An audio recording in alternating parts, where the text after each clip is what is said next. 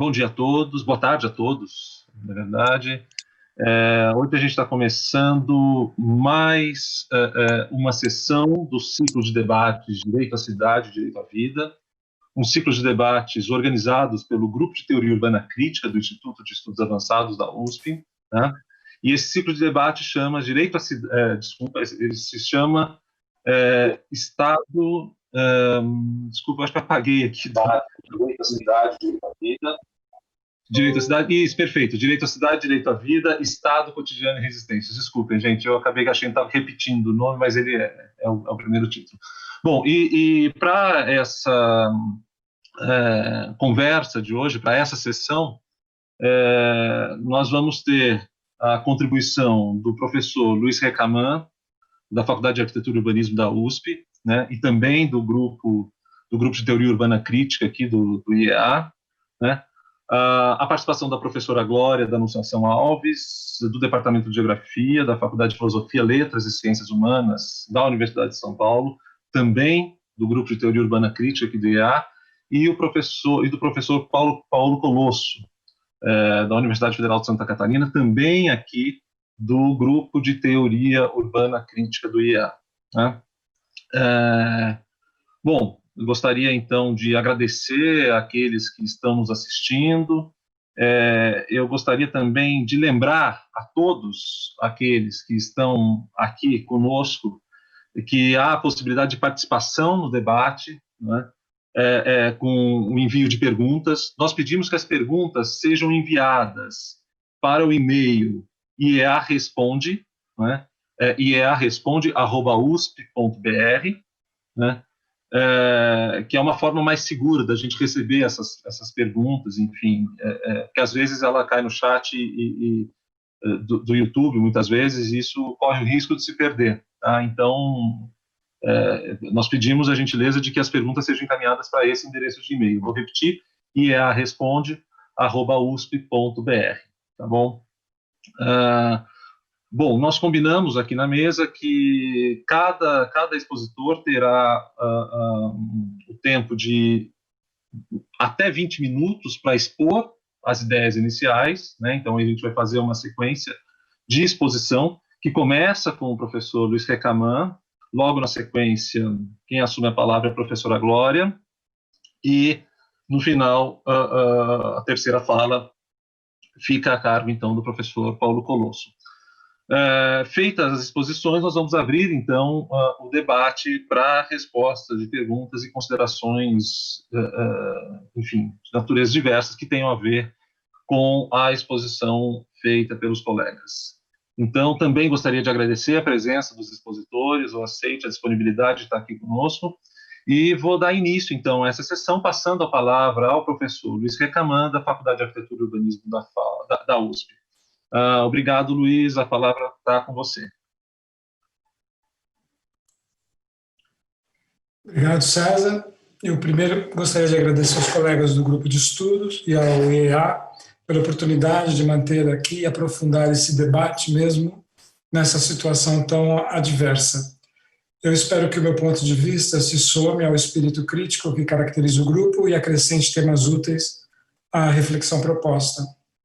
Bom, eu proponho pensar relações entre alguns elementos da realidade que vem se consolidando até esse momento da pandemia. O mundo do pensamento foi pego de surpresa pela radicalidade da conjuntura, mas importantes esquemas reflexivos existentes ajudam a alavancar as análises. Outros modos de pensar também serão necessários para a superação deste, que é um dos momentos mais críticos da história contemporânea. Podemos fixar duas alterações qualitativas mais perceptíveis. Os avanços cibernéticos informacionais, que, segundo alguns especialistas, aceleraram o correspondente a 6 anos nos últimos 3 meses.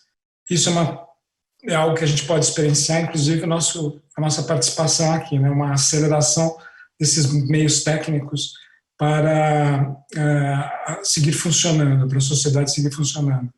E da mesma forma, outra alteração perceptível são as interações sociais, né, que sofreram mudanças drásticas. Então, em torno dessas duas questões, eu gostaria de colocar o debate. Essas duas dimensões são camadas fundamentais daquilo que a gente pode chamar de produção de espaço. Isso leva a uma questão em relação à tal nova normal, como vem sendo caracterizado esse momento de transformação a partir dos fatos da pandemia, né? Esse novo momento pós-pandêmico, que nós nunca poderemos voltar mais a uma forma de organização como estávamos acostumados, né? Bom, a primeira questão é uma reorganização do sistema, tendo como base as novas formas de exploração do trabalho, da informalidade, do tempo espacial, da segregação como instrumento da necropolítica. Esses aspectos já foram formulados, mas que estão sendo reforçados nessa situação de pandemia. Da mesma forma como aconteceu em 2008, a crise do neoliberalismo levou o aprofundamento, não mais em torno das questões ideológicas, das liberdades individuais, identidades, multiplicidade cultural, mas ao contrário, no sentido do autoritarismo e da violência para impor uma agenda de perda de direitos. É interessante pensar que essa estratégia recente do neoliberalismo, ela foi ao mesmo tempo uma alteração provocada pela gestão aí dessa crise de 2008 e ao mesmo tempo também foi uma reivindicação dos movimentos anti-globalização, em especial a extrema-direita, racismo, xenofobia, etc. Então tem esse paralelo que eu acho bastante esclarecedor do momento, né? Uma outra questão fundamental, uma outra alternativa, poderíamos pensar, é que essa fragilização do sistema, ao invés de levar a essa radicalização do Estado policial para impor essa agenda neoliberal, pode levar a uma fragilização do sistema, levando a uma mudança global dominada por uma agenda social e ambiental. Essa perspectiva, ainda que não possamos ser tão otimistas em relação a isso, ela está colocada no horizonte e emerge aí em torno do Green New Deal e várias propostas de reformulação das estratégias do capitalismo, encerrando aí esse ciclo que a gente poderia chamar de neoliberal. Pode ser interessante, para pensarmos esses cenários de curto e médio prazo, destacar o aspecto que me parece mais interessante em relação aos impactos da pandemia: a nucleação em torno de duas dimensões fundamentais no tripé Estado, capital e o mundo da vida, né? Esse mundo das relações subjetivas e intersubjetivas de círculos próximos. Se sistematicamente nos encaminhamos para cenários distópicos, podem ficar incógnitos nesse momento de opacidade os contrapesos da reformulação do papel do Estado em grande movimentação nesse momento que exige lógicas universalistas, ajudas financeiras, planejamento econômico anticíclico, bem como das formas insurgentes de solidariedade na sociedade e nos movimentos sociais. Em várias favelas brasileiras, por exemplo, rapidamente se organizou autonomamente, isto é, sem a participação do poder público, mecanismos para promover o distanciamento social e a distribuição de alimentos e itens de higiene. Nesses lugares, onde a presença do Estado é débil e frequentemente violenta, a população resiste ao avanço da pandemia, mesmo que submetidas parcialmente às exigências de organizações criminosas. De qualquer maneira, os grandes esquemas racionalizadores promovidos pelos Estados em declínio ideológico desde o auge do neoliberalismo e as táticas de apropriação da vida cotidiana permitem antever novas dinâmicas que estruturariam a produção do espaço no futuro próximo, como uma possibilidade. Estamos, portanto, em um momento crítico, no sentido que lhe dá Henri Lefebvre. O horizonte se abre para possibilidades, ainda que boa parte delas sejam regressivas.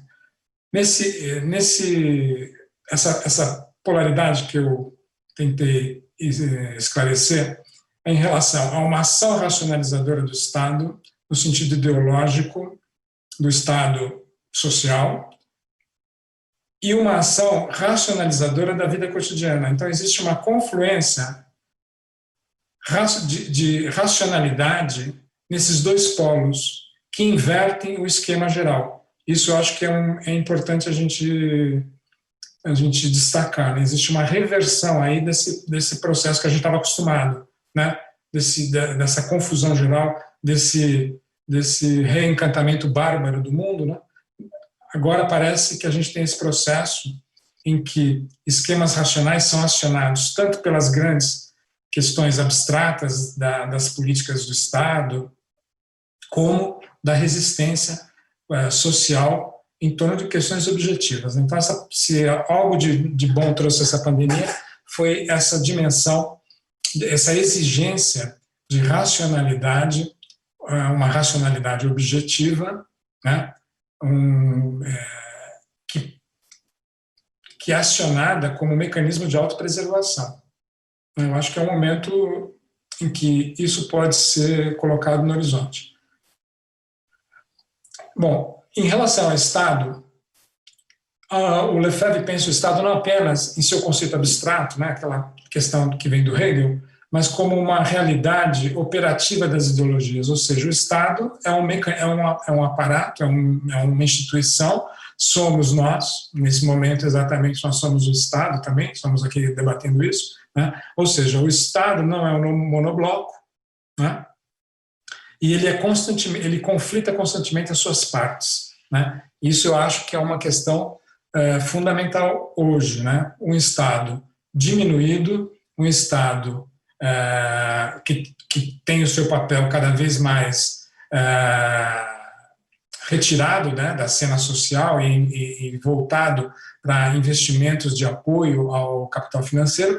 Esse Estado, nesse momento de pandemia e de emergência sanitária e social, os seus blocos, as suas partes se rearticulam de uma outra forma. Então, o que nós vimos, pelo menos no caso do Brasil, de uma maneira muito clara, é que o Sistema Único de Saúde, ainda que pauperizado nos últimos anos, etc., ele é fundamental para que, pelo menos, a gente não tenha tido colapso do sistema de saúde, né? Ainda que os números sejam graves, eles só não foram mais graves porque existia alguma coisa que estruturava essa questão. Outra coisa é a renda mínima, né? O mecanismo de renda mínima foi ampliado, apesar de tudo, né? Então, essas contradições internas aos diferentes aspectos do Estado, né, nesse momento, eles emergem e decantam as questões mais ideológicas do fim do Estado, do empreendedorismo, do Estado-empresa, etc. Eu acho que isso é uma fotografia que a gente pode tirar do momento. Afinal, né, por que isso aconteceu? Tanto a vacina, quanto a cura por medicamentos, quanto a prevenção, depende de sistemas de saúde, estratégias de saúde pública, políticas de renda, aumento do gasto público, para não ter um colapso econômico generalizado, né? Então, o planejamento econômico, proteção social, prestação de serviços, saúde, educação, pesquisa em ciência e tecnologia, investimentos infraestruturais, né, emergem nessa condição e encontram os estados debilitados, mas se impõem como estratégia geral, né? É o oposto do Estado-empresa que a gente vinha assistindo até agora. Por outro lado, no outro polo dessa nova razão do mundo, que é o neoliberalismo, né, também refluem o individualismo e a competição generalizada, tanto na vida íntima, econômica e pública, né? Todas essas tendências de uma subjetividade em si mesmada e alienada e consumista, que o neoliberalismo colocou como ordem geral, né, elas são um obstáculo às estratégias de autopreservação nesse momento, né? A pandemia, como um fenômeno que vem da natureza, né, se realiza na segunda natureza, ou seja, ela tem ali, ela se espalha a partir de mecanismos do mundo social. E a pandemia age na coletividade. E só estratégias comuns é que funcionam, né? A gente pode perceber um pouco isso no que está acontecendo no Brasil, na medida em que, como as estratégias racionais do Estado estão confusas, as mensagens estão confusas e não existe aí uma orientação clara, a população não sabe o que faz, se fica isolada, se não fica, tem mensagens muito conflitantes, né? A pandemia tende a se prolongar. Nos lugares onde que a ação coletiva foi feita de uma maneira mais organizada e, vamos dizer, aderente a esse espírito mais coletivo e social, né, os resultados são melhores, ainda que dramáticos em todos os casos, né, mas é uma pandemia que exige, né, do seu rebanho um comportamento coletivo, tanto como estratégia, né, de sobrevivência, como prevenção. Então, essas estratégias comuns também no campo, né, vamos dizer assim, da sociedade, da vida cotidiana, etc., são as estratégias que funcionam. Então, o espírito de sociedade, né, aquela ideia da Margaret Thatcher, não existe tal coisa, agora ela tem que existir, senão, né, como que a gente resolveria essa situação? Como vamos resolver, né? Porque ela está longe de estar resolvida, já que os ciclos parecem que vão e voltam, né? Então, nesse momento, que eu acho que é isso que eu gostaria de destacar, confluem as práticas da vida cotidiana, para começar a encaminhar para o fim, práticas racionais da vida cotidiana, que são comuns e coletivas e sociais, e estratégias de racionalização geral do sistema. A gente tem uma contra-lógica racional de um sistema irracional. Racional no sentido, vamos dizer, objetivo, né, para pensar na contraposição dos frankfurtianos. Então, eu acho que esse momento é um momento de retração ideológica, de retração de ideologia neoliberal e em direção a uma outra ideologia, que é a do Estado social. Só que a gente não consegue retroceder, e nem deve retroceder, né? Mas a gente não tem outros termos para pensar. A gente não tem outros termos para pensar que não sejam os termos que socialmente foram construídos, né? Esse Estado neoliberal e o Estado social. E isso tem muito a ver com a arquitetura e urbanismo, é nessa direção que eu gostaria de começar a manobra de descida, né?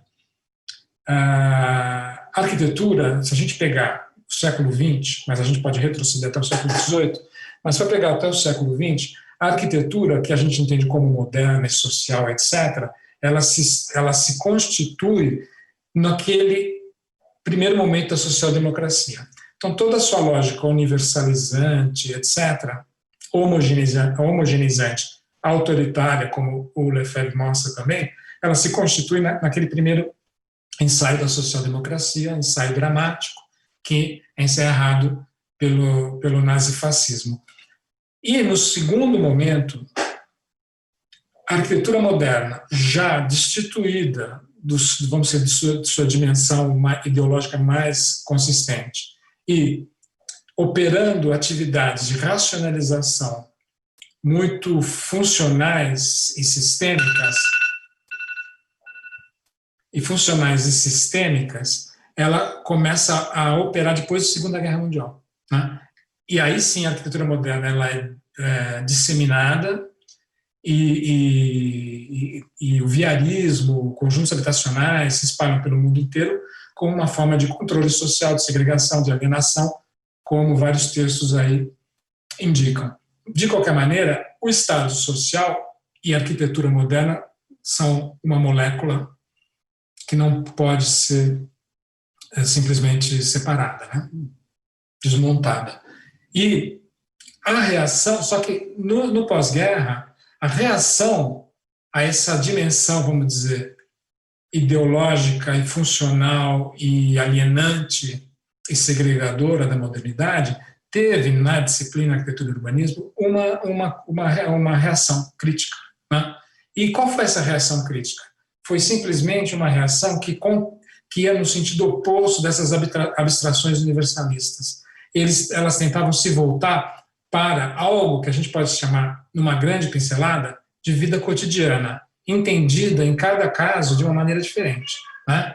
História, o mundo pop, o mundo do consumo, a metrópole, o trabalhador construindo a sua casa, se desalienando no processo do canteiro. São várias as possibilidades, mas em termos gerais, o que eu queria destacar é essa guinada das abstrações, dessas utopias, né, abstratas, em direção aos mecanismos da vida cotidiana. Isso é fundamental, isso foi uma guinada muito importante, muito crítica, e que não se constituiu plenamente, não pôde se constituir plenamente porque, né, a carroça da história continuou e tudo isso foi transformado em estratégias do Estado-empresa e do neoliberalismo para, nessa fase em que o espaço urbano passa a ser, ao mesmo tempo, uma mercadoria, né, ele passa a ter valorização e passa a ser esse universo no qual o capitalismo financeiro vai criar essa sociedade da imagem, do simulacro, né? A partir desse momento, todo esse conteúdo crítico ele foi absorvido no seu contrário na realização desses grandes eventos, da recuperação dos centros históricos, né? Dessa sociedade, dessas cidades fantasmagóricas do Oriente, das periferias das grandes cidades, etc. Então, apesar de ter esse impulso crítico, reativo, né, às abstrações modernas, o neoliberalismo reverteu essa posição crítica e eu acho que o Lefebvre e outros, né, Tafur e tal, estão inseridos nesse momento de inflexão, por isso que o potencial crítico é enorme, porque eles estavam discutindo essa condição e o neoliberalismo ainda não tinha colocado as suas garras no espaço urbano, nas cidades, na cultura, etc. Então é um momento crítico muito importante. E, como eu já adiantei, tudo isso se transformou em material, vamos dizer, material estético, que foi utilizado para um novo vínculo ideológico entre arquitetura, urbanismo e capital, mediado pelo Estado-empresa, que são os eventos, são todas essas coisas que a gente viu nas últimas décadas acontecendo no planeta e na globalização, né? Qual é a possibilidade? Então, eu só queria isolar esses dois elementos, né? Essa dimensão interna à arquitetura, de só existir, arquitetura moderna e social, só existir nos termos do Estado, e essa crítica, essa autocrítica em direção à vida cotidiana, que, no seu limite, eliminava a disciplina e qualquer possibilidade de autonomia relativa que ela tivesse, né? Porque aí, em direção à vida cotidiana, a disciplina se esvai e é colada na vida, né? Então, ela é colada nos processos de construção que são inerentes a essa dimensão da vida cotidiana, né? Nesse espaço cotidiano. E aí, portanto, nessa sobreposição sem distanciamento crítico, a gente perde também as possibilidades de pressão, de tensão e de transformação elaboradas no campo, vamos dizer, no campo intelectual, né? Eu acho que a reorganização disciplinar em torno dessa polaridade, ela pode reorganizar a arquitetura e o urbanismo nesse sentido.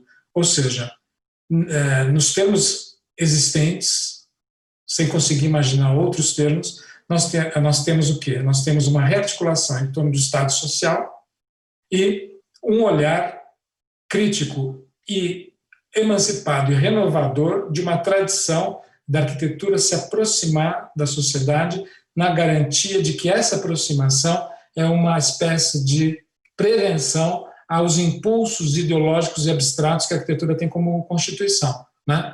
Mas essa é a sua constituição. Ou a gente pensa uma coisa inaudita, uma coisa que não pode ser formulada, ou a gente pensa em termos desses elementos constituintes. Então, é em torno desses dois elementos, né, que são tensionados pela conjuntura pandêmica, que eu acho que temos que reorganizar disciplinarmente um pensamento crítico, uma teoria crítica para arquitetura e urbanismo. É isso. Ok, Luiz, obrigado. Vou passar então a palavra agora à professora Glória da Anunciação Alves. Por favor, Glória, a palavra está com você. Boa tarde a todos. Está tudo certinho? Boa tarde a todos. É um prazer estar aqui de novo para conversar com os colegas, né, discutindo a questão do Estado, do cotidiano, né, e eu vou tentar, né, debater aqui essa tríade, né, Estado, cotidiano e resistências. Eu parto da premissa de que em Estados-nações como o Brasil, a segregação socioespacial é um dos fundamentos da reprodução do capital, e que no momento que vivemos hoje, com a pandemia do Covid-19, esse fundamento, a segregação socioespacial, se aprofunda, radicalizando ou chegando a situações extremas para a vida da população, em especial da população com menor poder aquisitivo. Estamos falando aqui da necessidade da própria sobrevivência, principalmente nas áreas em que aparentemente não existe a presença do Estado, pela ausência de infraestrutura básica como água tratada e coleta de esgoto, serviços de saúde pública como hospitais, escolas públicas equipadas e com profissionais, mobilidade urbana, em muitos lugares não tem, por exemplo, ônibus aos domingos, equipamentos de cultura e lazer públicos, políticas que garantissem moradias dignas, ou seja, de tudo aquilo que chamamos de riqueza urbana. Coloco a ideia de aparente ausência do Estado, pois se trata de uma opção estatal, essa não presença. Logo, tomando o Lefebvre como referência, estamos falando da ausência-presença do Estado.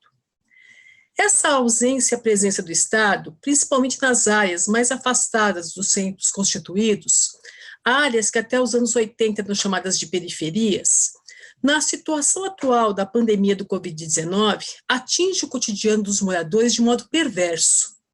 Como pode se promover a constante higienização de mãos, corpos, objetos, se boa parte dessa população mora em áreas destituídas ou com muita precariedade de serviços básicos, como, por exemplo, de acesso à água tratada ou tem o esgoto correndo a céu aberto nas ruas dos assentamentos precários?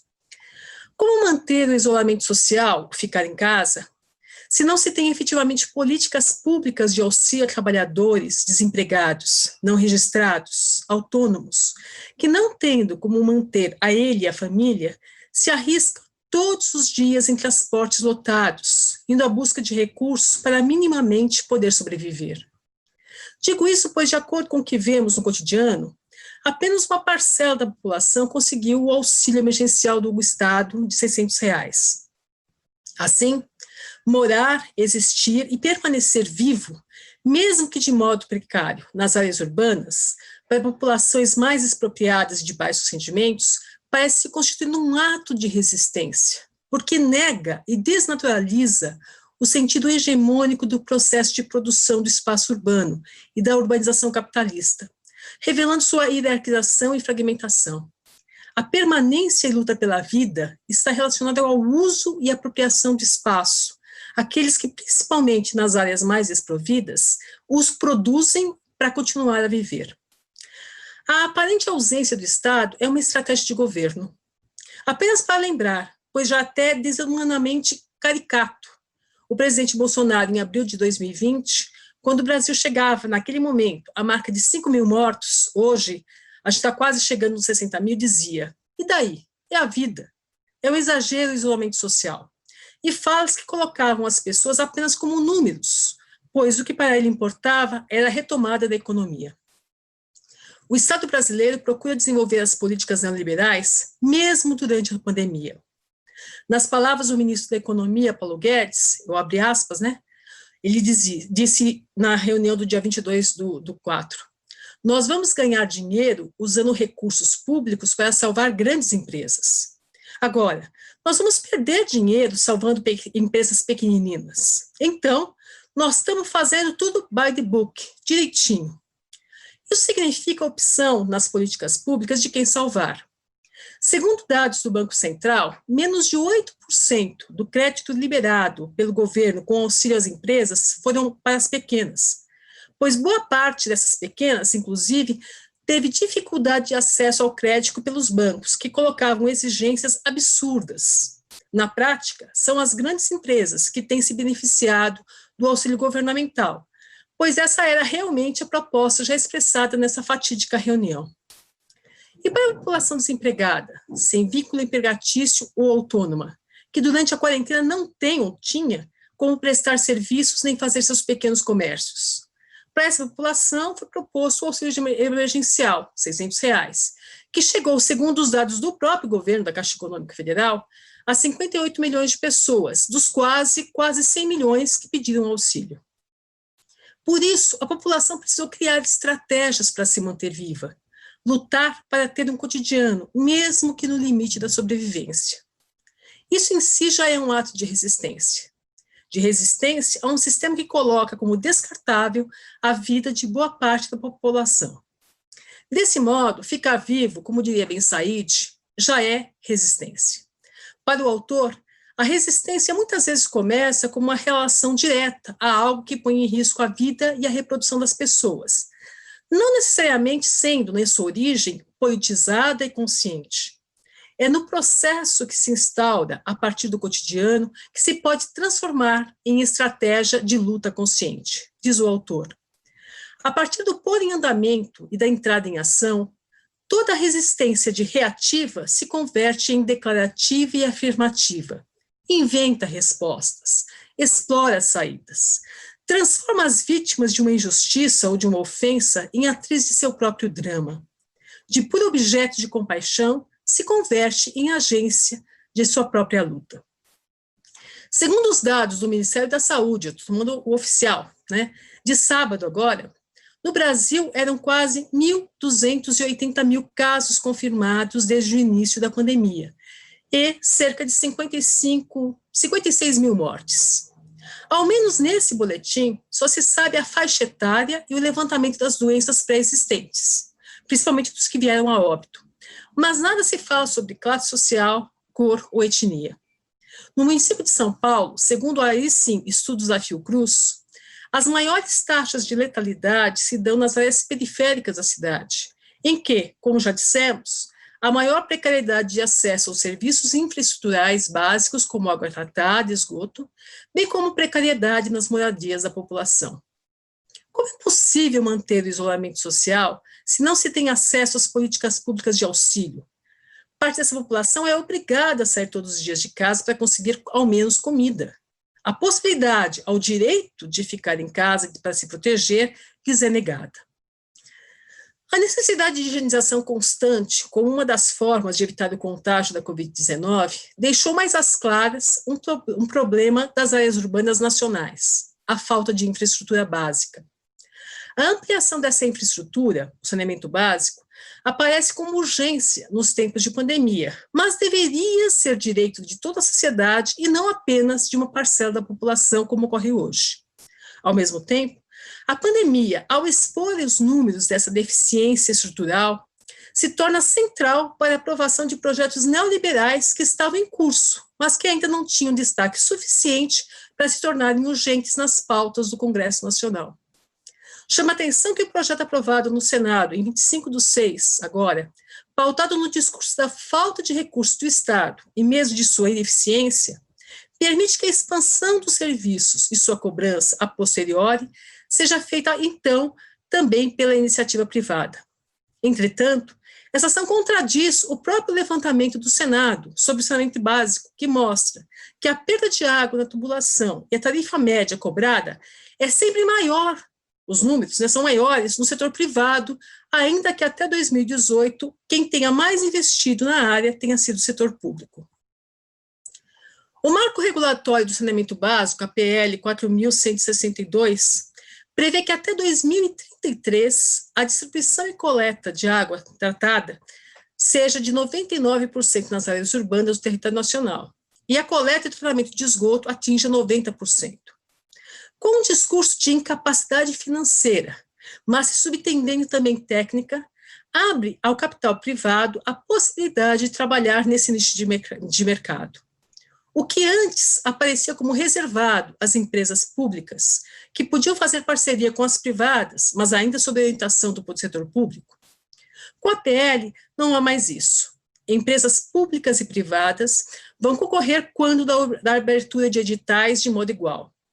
Ainda que apareça na PL, vou abrir aspas, famílias de baixa renda poderão receber auxílios, como descontos na tarifa, para cobrir os custos de fornecimento dos serviços e também poderão ter gratuidade da conexão à rede de esgotos, o uso do verbo poder no futuro não é garantia de que realmente receberão auxílios em mesmo gratuidade. Chama atenção disso, pois essa PL aprovada, se articulada com a fala do ministro da Economia, que sugere o caderno liberal by the book, pode implicar mais do que nunca que o acesso ao saneamento básico se dará de acordo com quanto o consumidor pode pagar, ou seja, para a parte da população hoje desassistida, continue sem acesso à água tratada e à coleta de esgotos. A morte, principalmente quando a gente está falando da Covid, reafirma as desigualdades sociais e regionais existentes no país. Segundo os dados também, Covid Saúde do governo, na cidade de São Paulo, as mortes se concentram nas áreas periféricas, onde a população tem menores médias de poder aquisitivo, como mostrou o estudo da Fiocruz.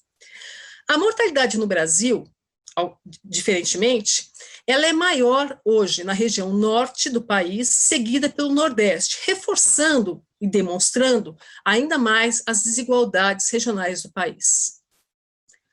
Por fim, também partindo do cotidiano, gostaria de introduzir o debate sobre a resistência e solidariedade.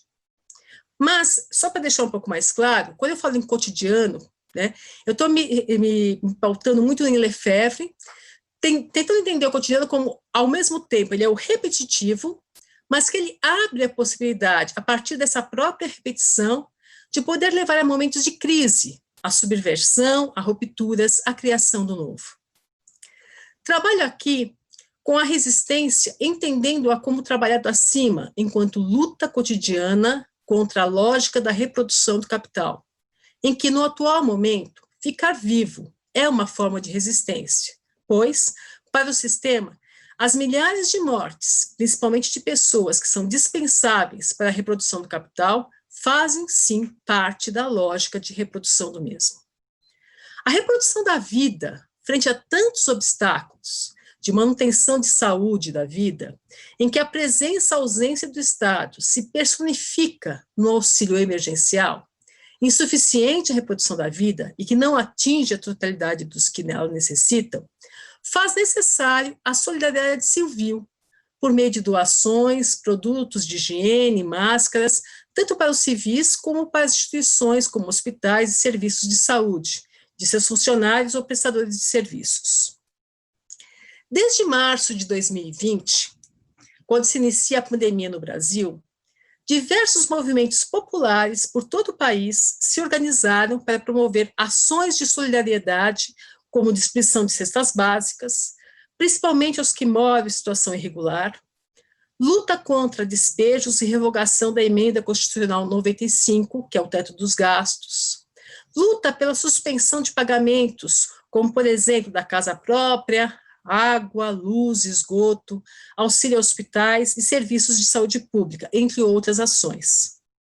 Necessária, a solidariedade ajuda, ao mesmo tempo, na manutenção da vida e, contraditoriamente, também auxilia o sistema a se manter sem grandes conflitos. Quando todos ajudam em situação de crise, aparentemente uma solução, ainda que provisória, é dada. Agora, a solidariedade também se torna um negócio. Com a intitulação de solidariedade, chega-se mesmo a promover empresas, fazendo propaganda em horário nobre, como acontece no Jornal Nacional da Rede Globo de televisão. Eu vou falar da Rede Globo, mas não é só a Rede Globo. Vários meios de comunicação fazem o mesmo. Mas a Rede Globo, desde o dia 14 de abril, ela criou um quadro no Jornal Nacional chamado Solidariedade S.A., que mostra, segundo os apresentadores, como empresas e empresários têm feito um esforço coletivo para ajudar o Brasil.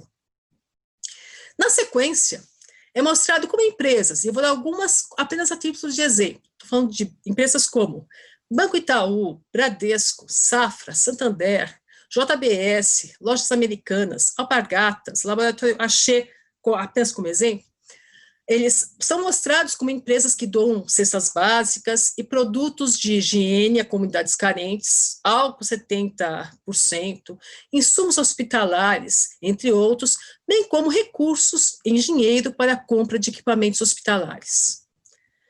Essas empresas aparecem como benfeitoras, minimizando o que realmente fazem na sociedade, que é a exploração do trabalho, direta ou indiretamente. Não se noticia no mesmo jornal de como, durante a pandemia, diversas dessas empresas têm demitido funcionários.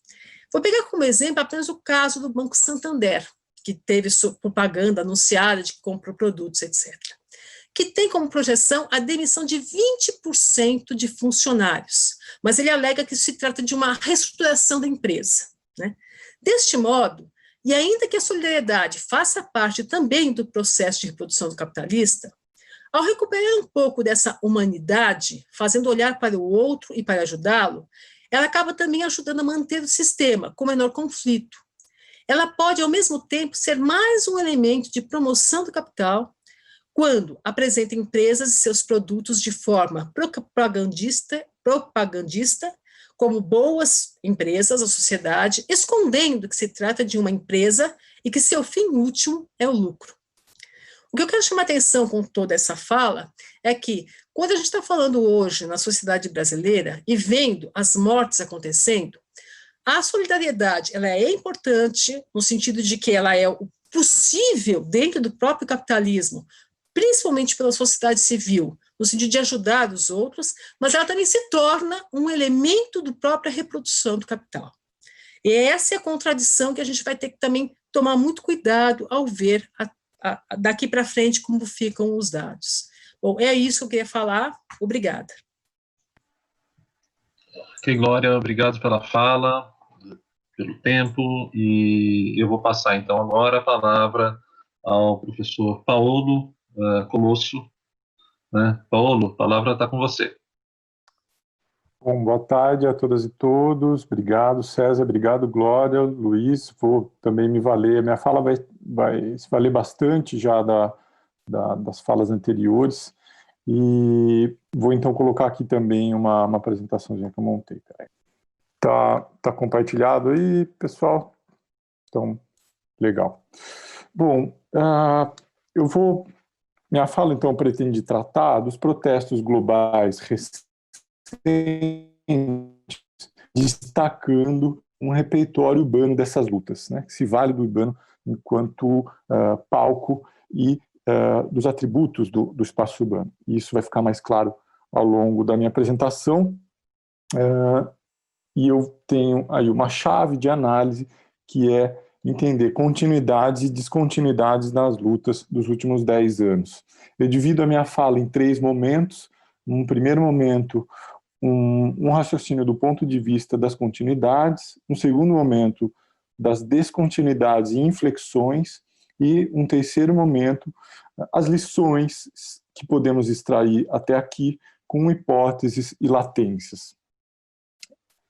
E eu vou já me adiantar numa questão de quando tratamos desses fenômenos, é bastante razoável que a gente se coloque a pergunta se eles vão voltar a acontecer, né?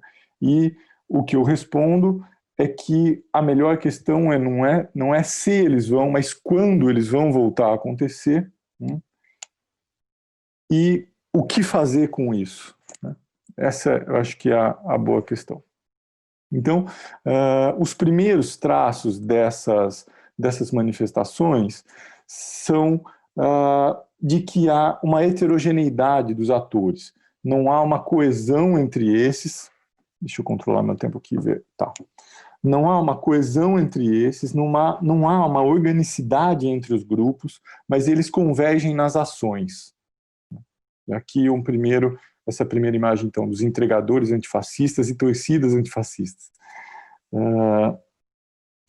E aí isso significa que há uma abertura, há uma indignação difusa que traz contradições e a gente precisa saber lidar com isso. Um outro ponto é que as justificativas se sobrepõem e o estopim é imprevisto.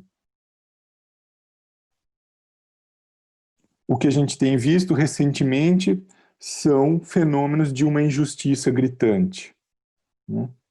E aí, já entrando, então, no ponto central do meu argumento, sobre o caráter urbano, que eles explodem ou transbordam para espaços públicos de grande visibilidade, o que gera uma onda de contágio global.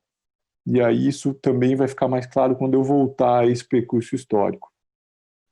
Um outro ponto é que se trata de um mundo pós-fordista de grandes desigualdades de classe, de raça e de gênero. Não faz sentido mais pensar separadamente. E a pandemia só acirrou isso. No entanto, ainda que a gente tenha esses primeiros traços ligados a uma certa heterogeneidade, a gente precisa buscar causas mais estruturais para essas resistências, para compreender o nosso tempo. E essas causas nem sempre estão explícitas nas justificativas dos atores envolvidos. E aí, então, eu volto à crise econômica global de 2007 e 2008, deflagrada pela irresponsabilidade dos bancos estadunidenses, né, que tem como uma saída geral a crise econômica leva a uma crise de representação das democracias capitalistas, e aí eu me explico. Isso quer dizer que a saída foi a austeridade com os cidadãos comuns e a estabilização do sistema financeiro e grandes empresas consideradas estratégicas. Isso tem um efeito direto de piora nas condições de vida cotidiana, né, dos outros 99%, há uma fragmentação do tecido social e uma desidentificação quase generalizada de cidadãos com instituições democráticas. Então, é uma crise econômica cuja saída passa pela legitimação do Estado. Mas, e aí eu trago evidentemente aqui essas notícias bastante recentes, porque a gente pode dizer que há uma continuidade bastante significativa entre, e aqui no nosso caso, entre governo Temer e governo Jair Bolsonaro, do ponto de vista da política econômica.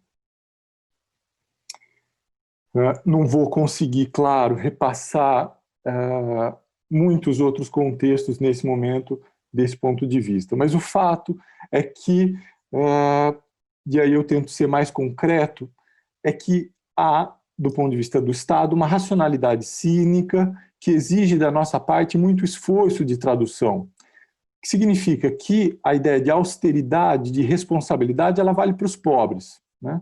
Para as grandes empresas, há salvamento com perdão de dívidas, a compra de ações, né? A generosidade com os grandes players e com as frações da burguesia que compõem as bases do bloco no poder. E aqui, olha que fofo essa notícia do Guedes, dizendo que se tornar sócio das empresas aéreas, né? Ele que é um neoliberal de carteirinha. Mas também outro ponto importante que eu vou desenvolver depois é que algo se acentua a partir de 2016, né, do ponto de vista dessa racionalidade cínica, que diz respeito a uma desumanização. Povos inteiros podem ser tratados como cidadãs e cidadãos de segunda categoria, como coisa, como bicho, aqueles que podem ser mortos por nada ou quase nada. E eu vou lembrar que a patroa do caso do menino Miguel, né, que uma patroa de saco cheio do filho da empregada. Então, essa desumanização ela se torna ainda mais forte com essas camadas de classe, de raça e de gênero. E um ponto que eu queria destacar aqui é que ainda que esse marco de virada ele seja econômico, ele é reforçado por condições sociais e conteúdos culturais mais antigos. O marco é econômico, mas ele traz uma concepção de mundo que reverbera, intoxicando a sociedade. Bom, então, do ponto de vista, aí vou passar rapidamente a essa continuidade que a gente tem, então, do 15M espanhol, o Occupy Wall Street, somos os outros 99%. Isso passa, em alguma medida, pela onda de greves no Brasil, aqui as greves dos garis em 2014. Em 2015 e 2016, a onda secundarista contra a reorganização escolar, né, que se trata de uma óbvia inserção de uma lógica empresarial naqueles espaços de pertencimento daqueles sujeitos, e aí eu posso, esses primeiros traços eu posso identificar em todos aqui, né? E aqui só lembrando, esse transbordamento, então, que vai dos espaços de pertencimento desses sujeitos para os espaços públicos. E aí continuamos, então, o Nuit debout francês, a greve geral aqui no Brasil em 2017, também uma das maiores dos últimos 30 anos, os coletes amarelos franceses em 2018 e 2019. De novo, um fenômeno heterogêneo e que, portanto, guarda suas contradições com as quais a gente tem que lidar. E aí, mais recentemente, o ano passado, o chamado também 15M, contra o contingenciamento e a desmoralização da educação pública superior.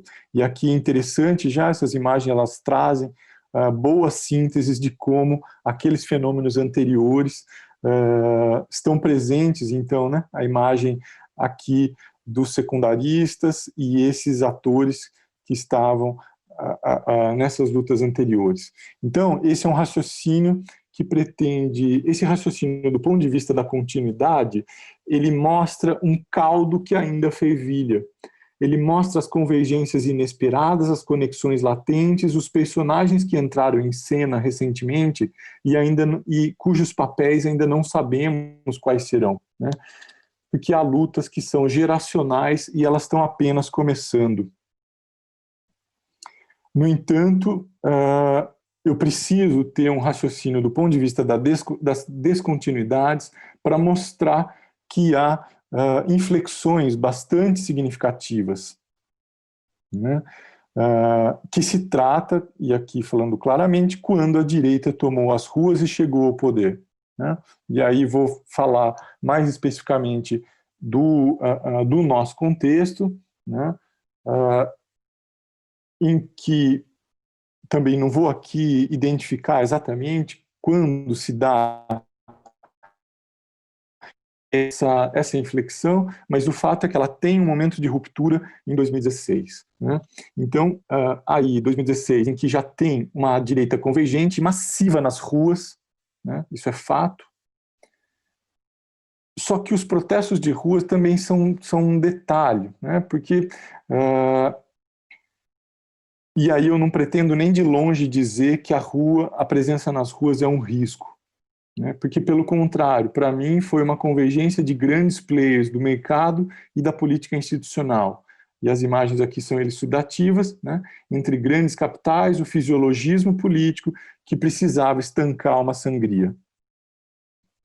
E 2016, que foi considerado o ano da pós-verdade, né, como o termo eleito pelo dicionário Oxford, né? O ano da lawfare, dos discursos fáceis, mas de impacto emocional, né, que sabe tocar nos estigmas do Brasil profundo, desviar a atenção do fundamental e estimular uma guerra de todos contra todos. E isso, claro, nos ajuda a entender as linhas fundamentais da política institucional em 2020. Né? Mas o fato é que você tem em 2016 um deslocamento até do ponto de vista das análises, das leituras da realidade. Então, podemos aí eleger o Steve Bannon como a personalidade do ano, né? E algumas outras publicações que já apontam para esse novo clima de desdemocratização, para falar com a Wendy Brown, ou então essas outras publicações com as quais eu nem concordo tanto, mas que identificam esse clima de se perguntar quando as democracias acabam ou quando elas chegam ao fim, né?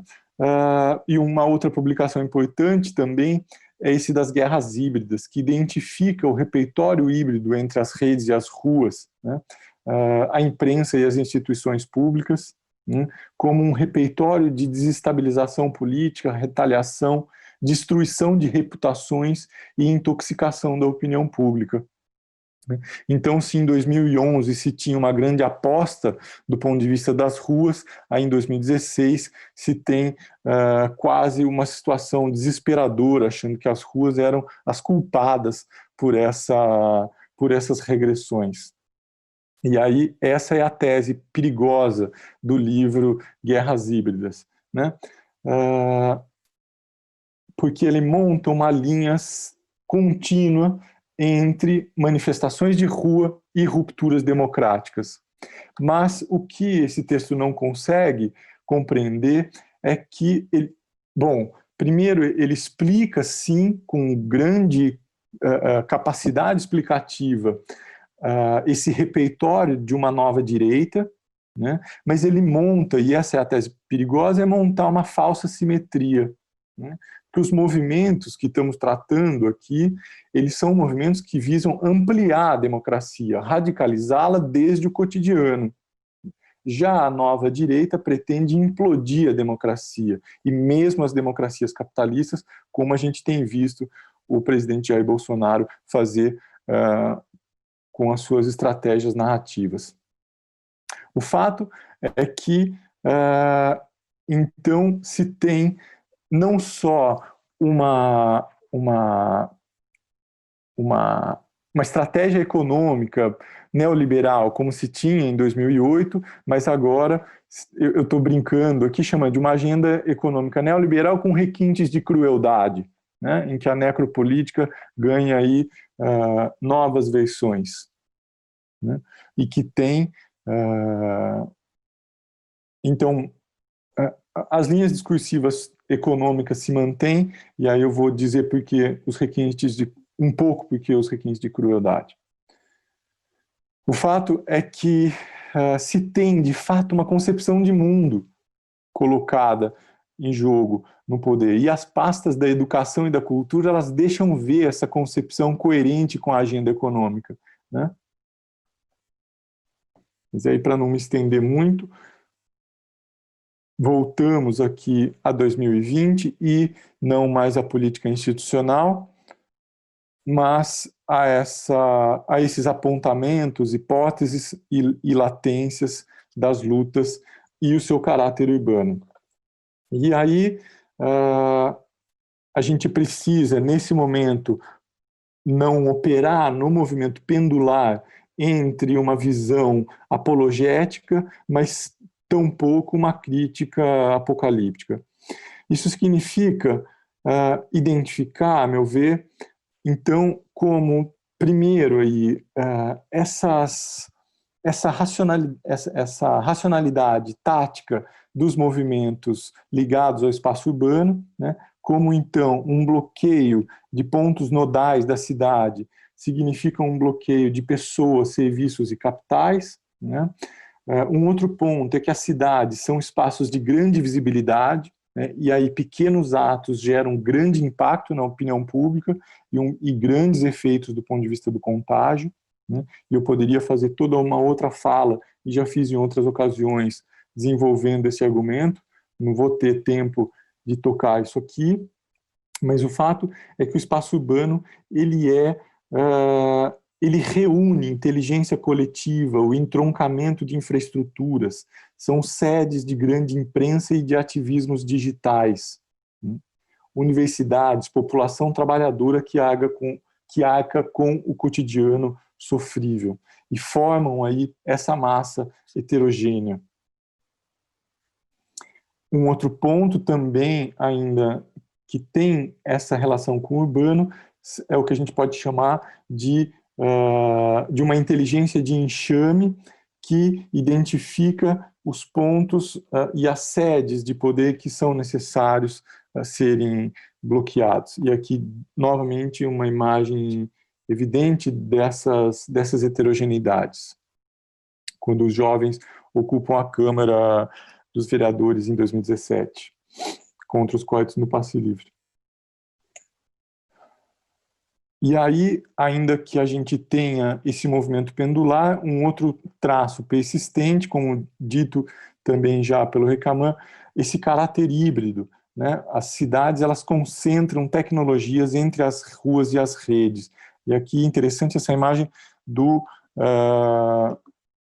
uma assembleia do movimento MTST, né, em que todos com os celulares nas mãos, né, e aqui uma outra imagem de uma página da Mídia Ninja com 2 milhões de seguidores, acompanhando ao vivo essas últimas manifestações dos entregadores antifascistas. E aí um outro ponto, eu trago essa imagem de novo, para dizer que na política institucional e no imaginário bélico, resistência é recuo, é um trabalho de defender o mínimo prioritário. Mas na política comunitária e societária das ruas, a resistência é, ao mesmo tempo, a abertura de novos espaços, novas referências e novas formas de viver juntos. A resistência está ligada a uma explosão e a um transbordamento de vida, de insubmissão e irreverência. Então, ao mesmo tempo que resistem, produzem essas experimentações. Isso significa também compreender como se dão essas combinações entre festa e luta, né, que trazem um baralhamento de afetos expansivos, né, reconectam potências corpóreas, reforçam laços entre si e com o entorno e se reforçam como novas referências. Esse é um ponto fundamental para entender as resistências contemporâneas.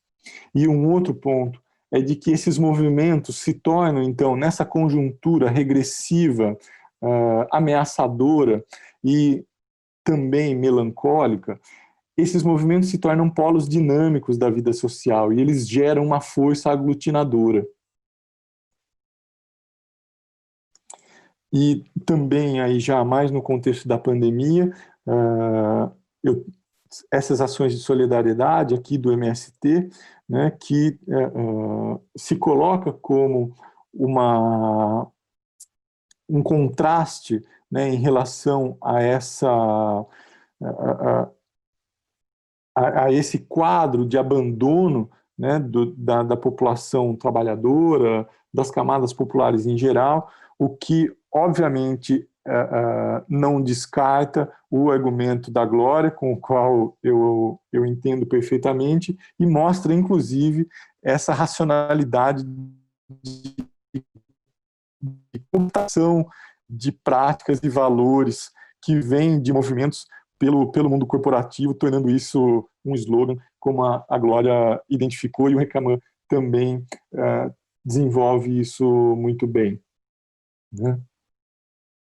E aí, já para terminar, então, a minha fala, eu volto aqui a esse ponto do meu argumento de que a gente assiste à entrada em cena de diversos personagens cujos papéis ainda não estão consolidados. A gente tem conteúdos geracionais e a juventude é aquela que não naturalizou a realidade como está, né? Ela é capaz de identificar que o que parece normal é inaceitável. E é uma força que não tem medo, que não respeita limites e por isso baralha o possível e o impossível. E aqui, então, nessa imagem, essas novas convergências, coalizões e também solidariedades, uma bastante inusitada aqui entre o Sindicato de Metroviários, né, uma categoria, então, ainda, se a gente quiser, de um mundo, né, com uma forma de organização ainda do mundo fordista, industrial, né, com novos diálogos aí com atores, então, esses mais recentes, que são os entregadores, né, que se insurgem contra um governo com feições fascistas, mas também se insurgem contra as suas condições de trabalho. Então, não se trata nem de longe abandonar a categoria de trabalho, entender o mundo de trabalho. Não, se trata de entender as suas formas mais atuais e as suas imbricações com as lutas do cotidiano. É isso que a gente tem que dizer com clareza. E aí, já de fato chegando ao fim, como nessas manifestações e essas resistências, elas têm graus distintos de envolvimento e engajamento. Então, é preciso pensar em diferentes raios entre o local e o global, e é preciso pensar como um nós, né? um nós móvel, né? Que, para conseguir identificar esses graus distintos de envolvimento e engajamento em cada uma das ações. E aí também, para identificar algo mais específico do nosso momento, é como as resistências mais significativas, elas se tornam práticas cotidianas de formação, organização e luta, né? Não se trata mais de pensar apenas a presença nas ruas, né? E aí essas práticas cotidianas, elas são menos conflitivas, mas elas são mais organizativas, né? Elas combinam a educação popular com a organização e luta, né? E elas dão também respostas imediatas para esses sujeitos que estão em condições mais adversas nesse momento. E aí também, e aí sim, para finalizar de fato, que já estou aí no meu teto, repetir isso, de que as práticas de resistências também são práticas de construção de novos espaços, de novas referências e experimentações de novas formas de viver juntos. É isso, César, obrigado. Bom, obrigado, Paulo, também pela apresentação, pela pontualidade. Aliás, todos da mesa aproveitaram muito bem o tempo. Nós recebemos aqui 2 questões, não me foram enviadas com a autoria das questões, eu vou ler as questões, mas eu também tenho algumas questões para colocar, para problematizar um pouco esse debate. Então, eu vou fazer o seguinte, eu vou falar um pouco das questões que chegaram aqui para a gente, vou ler essas questões, são questões, acredito, dirigidas a toda a mesa, né? Então, a primeira delas diz o seguinte: os horizontes pós-pandêmicos aparecem nas falas dos professores Luiz e Glória, parecem apontar para cenários diferentes. Afinal, o neoliberalismo foi posto em xeque pela pandemia? Pergunta. Não no Brasil, que acaba de aprovar outro marco privatizante para o saneamento que reforça uma legislação de exceção, dando maior poder ao capital contra o trabalho. Tá? Essa é uma primeira questão. Uma segunda questão, em relação à solidariedade. O capital financeiro descobriu a enorme capacidade de auto-organização dos pobres. Há, assim, propostas de investimento que financiarizarão as formas supostamente autônomas de gestão da solidariedade de favelas, comunidades, ocupações. De que autonomia poderíamos falar nesse caso? As questões que eu mesmo elaborei também dialogam de muito perto com essas questões, talvez por uma questão de preservar aqui alguma nuance, eu vou também colocá-las para vocês, tá? Mais especialmente uma para todo mundo e depois uma para o Luiz e uma para Glória e para o Paulo. A geral, que eu pensei, quer dizer, na verdade, ela foi colocada já na fala do Luiz, mas ela se estende, né, depois para todas as outras falas, por isso eu decidi colocar para todos, né? Se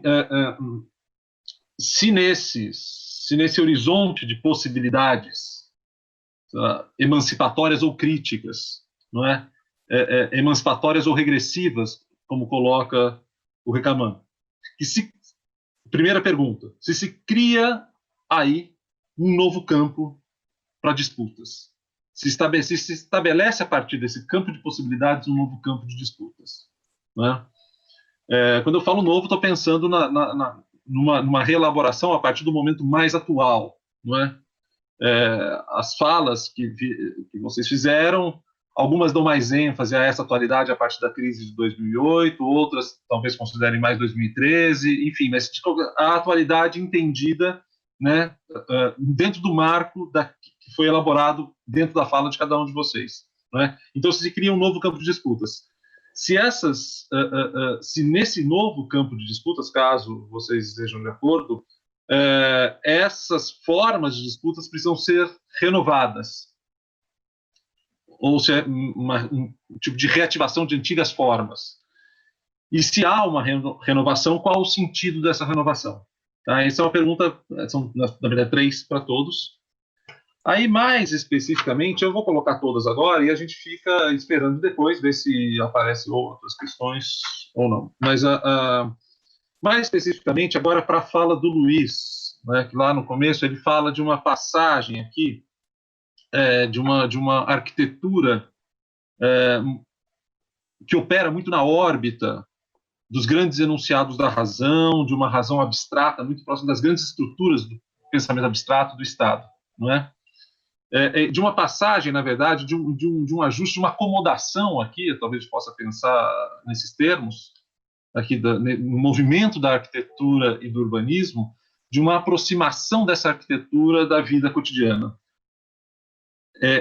Aí, Luiz, e daí depois você fala de uma captura disso pelo neoliberalismo, mas a minha pergunta é, se esse movimento de ajuste, de acomodação, como eu estava dizendo, se isso já não é um movimento de captura do cotidiano pelo Estado e por essa racionalidade abstrata, e que posteriormente acaba entregando de bandeja aqui para o neoliberalismo. Estou tentando aqui colocar em diálogo com o mesmo movimento que você fez, eu estou tentando enfim, dialogar com o movimento que você fez, tá? Nesses termos. E daí agora, evidentemente, se a Glória e o Paulo quiserem comentar sobre esse aspecto, também fiquem à vontade. Agora, tem uma que é mais específica para a Glória e para o Paulo, porque me parece as duas últimas falas, tanto da Glória quanto do Paulo, tocam na resistência não só como recuo, né? Não só como mas de certa maneira são falas que trazem uma preocupação de apresentar a resistência como um movimento positivo do processo, negativo em relação ao capital, mas quer dizer, em sua positividade social, não é? A Glória citando o Ben Said, o Paulo fez um movimento um pouco mais complexo nesse sentido, e acho que há muito diálogo nesse momento das falas entre vocês. Mas eu perguntaria, então, para os dois, com atenção a esse momento da fala de vocês, se essa resistência que vocês identificam em algum nível de positividade, se vocês veem essa resistência atualmente em progresso, se ela está estagnada, ou se vocês veem essa possibilidade da resistência com essa natureza e com essa força agora regredindo. Em que momento a gente está? Tá? Então, essas são as perguntas. Eu vou passar, então, a palavra a vocês. Novamente, vou preservar a ordem de exposição, portanto, a gente começa com o professor Luiz Cacamã, passa com a professora Glória e termina com o Paulo, para a gente ouvir as considerações de vocês a respeito dessas questões. Tá bom? Obrigado mais uma vez. E, Luiz, pode iniciar. Bom, vamos ver se eu entendi. Primeiro, se eu tivesse que apostar o meu salário, eu apostaria na catástrofe. Mas, para fazer jus ao próprio salário, eu tenho que pensar para além desse fato, né? Porque o mundo surpreende os esquemas interpretativos. Ainda bem, né?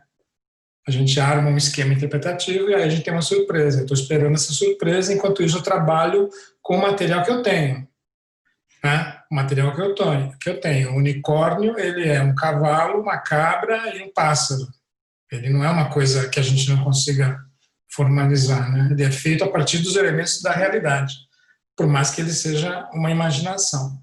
Então eu procuro trabalhar nesse campo.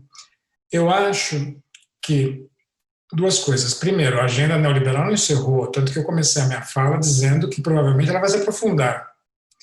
Mas a intenção, eu acho que de todos, né, é olhar dentro do quadro colocado pela pandemia quais são os impulsos de transformação, né, no sentido de a gente imaginar um unicórnio aí, para fazer uma modificação social.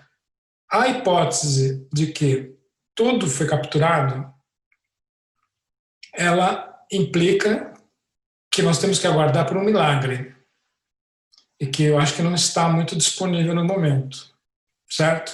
Se tudo foi capturado, nós não temos nem o que conversar, porque se trata de um Deus ex machina que venha nos salvar. Desde do pós-guerra, todo movimento cultural é capturado, né? E ele resiste, ele se transforma, ele modifica. É uma ação contínua de contradição, né? Porque tem contradição. O capitalismo se apropria dessa contradição para criar novos conteúdos para transformar em valor de troca. Mas, de qualquer maneira, essa é uma possibilidade. E eu não digo a minha perspectiva não era uma grande transformação no sentido de nós vamos vamos ter um mundo diferente. O que eu coloquei muito singelamente foi que a pandemia ataca logicamente e historicamente os pilares do neoliberalismo, que estão colocados aí, não estão nem abalados, mas ela tem esse poder de colocar em xeque. Então, o Estado que acentua a agenda neoliberal é o mesmo Estado que precisa ter uma estratégia racional de saúde pública nesse momento. Isso não era colocado até agora, né? Não era colocado. E aí eu resisto um pouco a pensar o Brasil, porque aí, para mim, o Brasil, a gente está vivendo uma anomalia, uma anomia. E aí você vê a privatização do saneamento,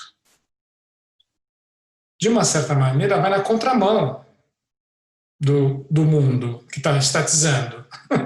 Né? Então, eu não sei se a gente tem uma lógica neoliberal, a gente tem uma lógica Pinochet, assim, completamente anacrônica e que vai ter que ser revertida ou o país vai encontrar sérias dificuldades. Então, tomar o Brasil como parâmetro geral, eu fico um pouco o pé atrás, porque, sinceramente, eu acho que a gente está num processo que tem um componente de insanidade muito grande. Então, essa possibilidade está colocada, e não significa que ela vai se estabelecer, mas eu acho que existe aí uma contradição forte entre o que a pandemia coloca como autopreservação individual e coletiva e tudo que nos foi imputado pela nova razão do mundo, individualista e competitiva. Existe uma contradição assim, inesperada. Vamos combinar que até pouco tempo atrás a gente no próprio grupo discutia outro cenário, né? Outro cenário, num grau crescente de alienação. A gente tem um movimento, vamos dizer, de retração da alienação nesse momento, eu acho. Tudo foi capturado. Tem uma pergunta aqui que diz: o capital vai fazer mecanismos de se apropriar dessas iniciativas de solidariedade e tal. Vai, com certeza, já faz isso, já está tudo estabelecido e tal. Porém, o que não implica que nesse impulso não existe um conteúdo crítico. E outra coisa, no caso do Brasil, nem é o capital se apropriar, são as milícias e o PCC se apropriarem, que já acontece, né? Então, tudo que que rompe como possibilidade é instrumentalizado, mas não anula o fato de ter sido um impulso crítico. Eu não diria autônomo, eu diria um impulso crítico em relação ao status quo. E agora, não sei se eu esclareci alguma coisa, mas o César colocou um novo campo para disputas, né? Eu acho que eu me ative de forma bastante precisa aos elementos constituintes do processo da arquitetura e do urbanismo. Então, eu centrei no Estado e na vida cotidiana, porque esses são os elementos em torno dos quais a produção da arquitetura no último século, no mínimo, mas eu podia estender isso até o próprio ciclo moderno, né, do iluminismo até aqui, foi em torno dessas questões que se estabeleceu o que a gente pode chamar de ideologia da arquitetura. Eu estou falando de ideologia, não estou falando de revolução, não estou falando nada disso, estou falando de um foco. Você tem um foco ideológico neoliberal que a arquitetura abraçou, protagonizou, em termos de espetáculo, em termos de imagética, né? E agora a gente tem um abalo ideológico, que não significa um abalo real, que as estruturas estão caindo. Assim como em 30 o abalo foi ideológico e mudou tudo do ponto de vista da arquitetura, agora a gente pode estar assistindo um novo abalo ideológico que pode mudar tudo. E quando pode mudar tudo, a gente tem que olhar quais são as possibilidades colocadas. E aí eu volto para esse período, final dos anos 60, começo dos anos 70, em que a crítica da arquitetura, a crítica radical da arquitetura, colocou alguns horizontes, né, contra esse idealismo abstrato moderno e tentando esse diálogo com as formas de vida, com as formas genuínas. E aí essa pergunta que o César colocou para mim é muito importante, porque é com isso que eu trabalho. Se isso não foi já um processo de captura, ou seja, nós, de novo, na vanguarda, né, dessas de formas de captura pelo capital que a arquitetura coloca, assim como o Fordismo, a arquitetura moderna, ela foi essa questão, né? Por isso que eu me localizo nesse momento de crítica radical, né? Que os dois autores principais são o Lefebvre e o Tafuri. Nesse momento, né, eu acho que tinha menos auto-engano do que vai acontecer depois. Eu acho que no andar da carruagem, nesse processo de que o capitalismo captura algo que ele necessita para valorizar, e ele se vale do que a sociedade produz, né, para poder ampliar os seus conteúdos de valorização. Então, nesse processo, eu acho que é inevitável que novas formas tenham dado munição para novas possibilidades de exploração, mas aí é tudo. Aí o livro do Lefebvre, A Vida Cotidiana, poderia ser, né, incluído nesse processo, né?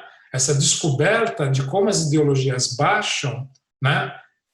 Como aquela ideologia colocada em termos muito abstratos, como ela desce no território humano, na vida, né, nas relações, no espaço e tal. Esse é vamos dizer, o capitalismo pós-fordista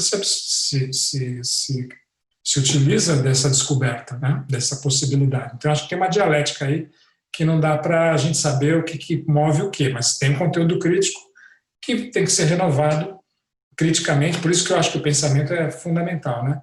E essas velhas formas, vamos dizer, a reflexão sobre a vida cotidiana e o Estado, são as formas que eu consigo detectar para pensar nesse unicórnio aí, a partir desses elementos conhecidos. E eu acho que tem um momento crítico que era inesperado, ele se radicalizou. Então, eu acho que tem uma abertura aí de um segundo para um futuro, né? Em termos de possibilidades concretas, evidentemente que a gente está lutando contra forças muito grandes. Mas eu diria o seguinte, pode ser que não aconteça, mas a alternativa a isso é a barbárie em todas as suas formas, a barbárie social, a barbárie ecológica e a barbárie econômica. Então, né, tem um processo de racionalidade aí. Eu acho que a alternativa é muito ruim. É isso. Tá bom, Luiz, obrigado. Então, vou passar a palavra à Glória. Só vou anunciar aqui o fato de que chegaram mais algumas questões. Eu não vou colocar agora, em função do fato de terem chegado durante a fala do Luiz, e daí a gente faz depois mais uma rodada, tá bom? Então, passando a palavra aqui à professora Glória, e antes de eu passar depois a palavra ao Paulo, tem uma pergunta específica para ele, Paulo. Para você eu já vou somar, para o Paulo eu já vou somar nessa rodada mesmo, tá certo? Glória, por favor, a palavra está com você. Boa tarde de novo. Eu vou começar pela pergunta da Janaína, que só que tenho medo de ser repetitiva, um pouco na linha do que o Luiz colocou, né? Quando se fala se o neoliberalismo foi posto em xeque, né, eu não vou dizer que ele foi posto em xeque, mas que alguns de seus pilares foram abalados, né? O Brasil, não diria que é exceção, porque eu acho que tem que fazer uma diferença entre o governo brasileiro e as outras entidades políticas. Uma coisa é o governo brasileiro falar que não vai agir, ele não está agindo, por exemplo, porque a gente está falando, no caso, tanto da pandemia, especificamente, em políticas específicas. Mas, quando a gente fala, por exemplo, nos estados, eu estou falando agora das unidades da federação, eles estão tomando, sim, atitudes aonde o Estado tem intervindo, né, muito. Então, mesmo o Estado colocando que não vai intervir, que vai deixar ao mercado, eu duvido que na hora que você vai ter uma recuperação econômica, não vão ter as grandes obras, por exemplo, para gerar empregos, porque vai ser necessário. E aí o Estado vai ter que se colocar. Então, eu falei porque a Janaína coloca essa pergunta aqui, o Brasil, não no Brasil, eu falo assim, de novo, né, não dá para a gente generalizar como um todo isso, mas eu acho que a intervenção do Estado vai ter que se dar assim de alguma forma, né? Com relação, aí juntando as duas perguntas, tanto da Janaína quanto a que o César colocou, que tem a ver com a questão da solidariedade, se ela vai ser incorporada ou não, como eu já havia colocado, parte dela já foi incorporada, né? Mas isso não é novo. A ideia de vincular o autônomo, o empreendedorismo, de alguma forma, já estava posto mesmo antes da pandemia, né? Mesmo que parte seja incorporada, a gente tem reações que ultrapassam a isso. Então, quando, por exemplo, o Paolo chamou atenção para o caso da morte do Miguel, no Rio de Janeiro, ou quando a gente fala da morte nos Estados Unidos também de um homem negro, você vai ter reações da sociedade que ultrapassam a questão do momentâneo e se tornam pautas de luta. A questão do racismo, por exemplo, voltar de novo na questão do menino do Miguel, né? Ela se tornou tão fundamental junto com tudo que vem acontecendo nos Estados Unidos, que hoje, na Prefeitura Municipal de São Paulo, uma das pautas de discussão dos professores é a questão do racismo, e que ela é importante. Quando o ministro fatídico, né, que tinha saído antes, ao sair, acaba com a possibilidade de cotas, por exemplo, na pós-graduação, né, que tinham sido colocadas, há uma reação nacional com relação a isso. Então, eu queria chamar a atenção de que, quando a gente está falando de resistência, o meu medo é quando as pessoas fazem alguma coisa no sentido de colocar como se solidariedade fosse equivalente à resistência. Não necessariamente, são coisas distintas. A resistência tem a ver com um processo. Mas aí, de novo, retomando o Benside, um processo que não necessariamente, no seu início, ele já é politizado. A politização e a luta se dão também no processo como um todo, mas eu posso ter um elemento fundamental para isso. Quando a gente pensa, por exemplo, nas ruas, é porque eu acabei lendo sem perceber, né, a pergunta da professora Fanny, pelo menos uma parte dela, não consegui ler inteira, mas quando a gente fala das ruas, que ruas estão vazias? Eu tenho dúvidas que ruas estão vazias, porque quem por algum motivo teve que passar nas áreas periféricas, como na Zona Leste de São Paulo, ou em outras áreas, o que a gente vê é todo mundo na rua. É todo mundo na rua, e se apropriando, né? Eu falei de uma coisa estranha, mas se apropriando, sim. Não tem aula? A criança está na rua empinando pipa. E aos montes, e tudo sem máscara, e todo mundo, né? Eu quero colocar aqui, há uma distinção do que a gente pode falar, quem é que está na rua e de que rua a gente está falando. Pode ser que a Avenida Paulista não esteja sempre lotada mais, porque não tem mais o domingo, mas as pessoas se apropriam sim da rua de uma maneira, inclusive, perigosa hoje, porque tem sim uma pandemia. As pessoas podem ficar contaminadas, elas podem ficar doentes, e aí a corda sempre vai quebrar do lado mais fraco, porque uma coisa é eu ficar doente podendo ir no Einstein, outra coisa é ficar doente tendo que ir num hospital de campanha que talvez não tenha os equipamentos que eu preciso naquele momento, ou eles estejam todos lotados. Então, são situações que são diferentes, dependendo de quem, de novo, continua sendo, quem é você na sociedade. Embora a doença possa pegar todos, independente das camadas, quem pega, dependendo de quem é, a reação ou a letalidade é maior para um do que para outro. Então, quando a gente está falando hoje no direito à vida, eu acho que direito à vida também é lutar pelo direito à cidade, porque é lutar por saúde, é lutar por ter um sistema de transporte digno, é lutar por ter condições para poder pertencer à vida urbana. E é isso que está sendo negado. Não, eu insisto, não é para todo mundo, é para uma parte apenas que isso está sendo negado. Aquele que trabalha todo dia, que tem que sair para trabalhar todo dia, porque trabalha mesmo, como, por exemplo, segurança, porteiro, estou falando no mínimo daquele do cotidiano, ou mesmo no comércio do supermercado, ele se arrisca todo dia. A gente é privilegiado, pode ficar em casa fazendo uma live discutindo isso. Mas e quem tem que sair? Quem tem que sair tem que pegar um ônibus. Tem que se arriscar com relação a toda a forma como se encara. Hoje em dia, quando você anda na rua por algum motivo que você tem que sair, você olha alguém sem máscara, você quase fala assim, nossa, quem é aquele? Ele quase vira um inimigo, porque como ele pode estar sem máscara? Né? Eu estou fazendo uma brincadeira, mas é no sentido de a que ponto a gente chega dessa ideia de medo, isolamento, mas é que uma classe que talvez esteja com medo de isolamento, a outra não pode se dar o luxo de ter medo. É isso que eu estou querendo chamar a atenção. Quem realmente tem que se arriscar, não pode ter, ele se arrisca e tem que deixar o medo de lado, porque senão ele não come. São situações muito diferentes na sociedade. Acho que é um pouco isso que eu queria chamar a atenção aqui. Bom, Glória, obrigado. Vou passar a palavra ao Paulo, mas como eu tinha dito, para ele tem uma questão, porque apareceu uma outra questão aqui, especificamente para ele, antes da gente, da nova rodada, porque daí a nova rodada eu deixo uma questão para todo mundo. Mas essa questão, além das demais, Paulo, a pergunta diz o seguinte, a questão é saber quem são os sujeitos nos embates, nas ruas e nas redes. São gerações? São jovens? Quem são os sujeitos assujeitados das manifestações de 2016? Quem promoveu e quem estava lá obedecendo a disposições? Tá? Essa é a questão que soma-se às demais. Então, Paulo, a palavra está com você. Obrigado, César. Bom, vamos então começar. O neoliberalismo foi colocado em xeque? Claro que não. Né? Então, só que a gente precisa complexificar as análises e torná-las mais concretas, pelo menos entender de quando a gente está falando de política institucional e de uma política societária, enfim.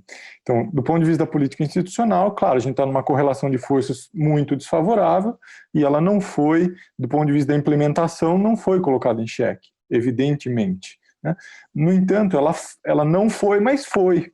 Do ponto de vista da sua legitimidade, da sua racionalidade, ela está completamente cindida.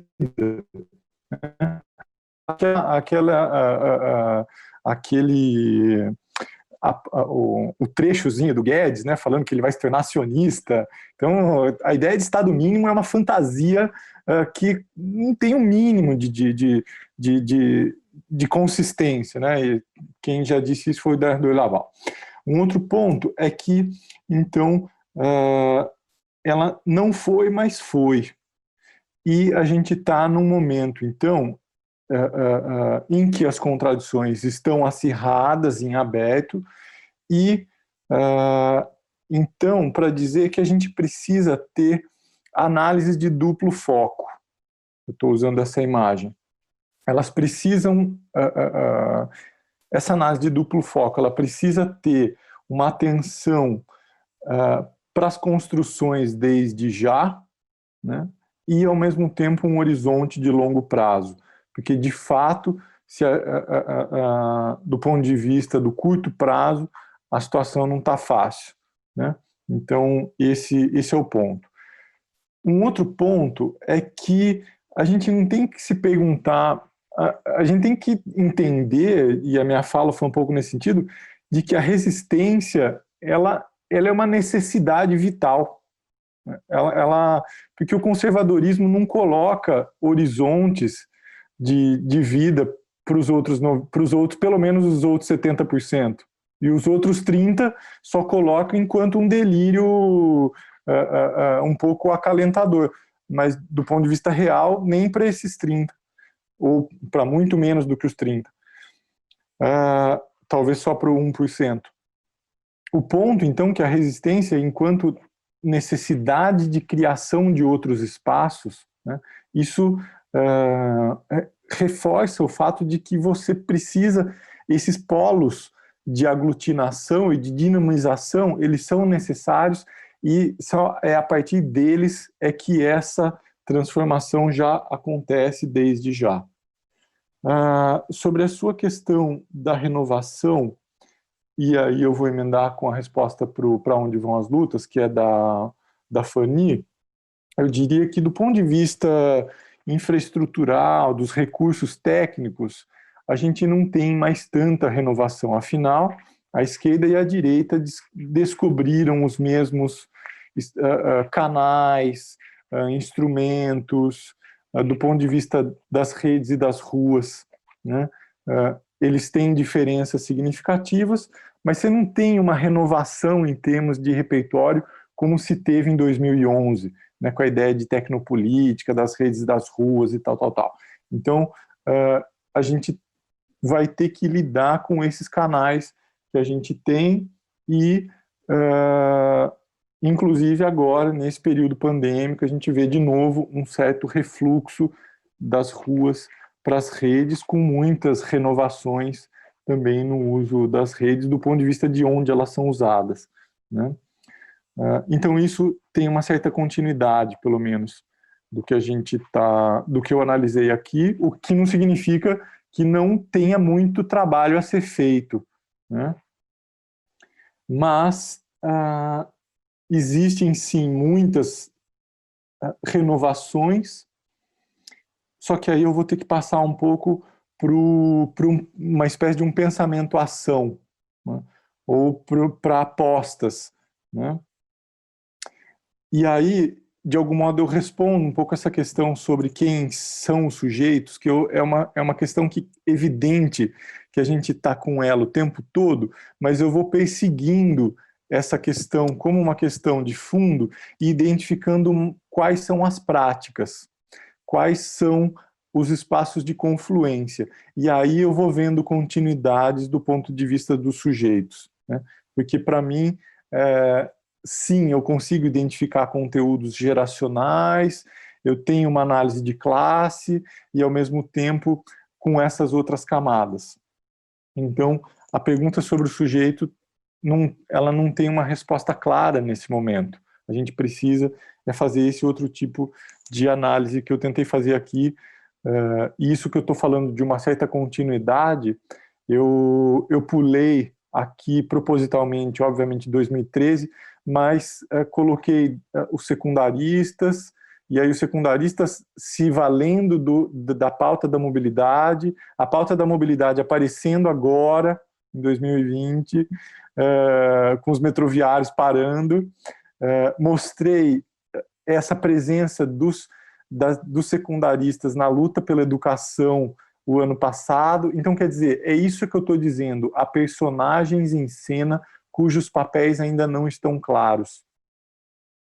Então, a gente precisa ter um pouco de calma sobre a questão dos sujeitos para não achar que vai ter uma aposta fácil. Não está fácil para ninguém.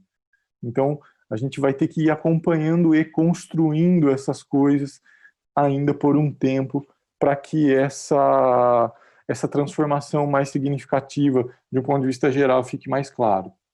Então, vamos voltar ao pensamento o pensamento-ação e as apostas. Uma primeira delas é entender as questões urbanas como não só como objeto, mas também como mediação, né? Isso significa apontar para novas associações imprevistas, né? Para novas associações do direito à cidade, né? E das lutas sociais. Esse é um primeiro ponto que vai permitir um certo enriquecimento das práticas e dos sujeitos que se aglutinam em torno das questões urbanas.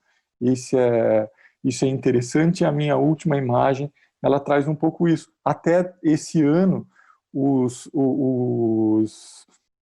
entregadores não estavam presentes, e, no entanto, eles são um elemento importante, e isso a gente já sabia, que eles seriam um elemento importante desde que a gente está falando da precarização do trabalho, tal. E eles despontaram agora. Mas significa que a gente vai abrir mão dos outros atores e apostar, esse é o sujeito? Não, né? Então, as questões urbanas são mediações para associações imprevistas.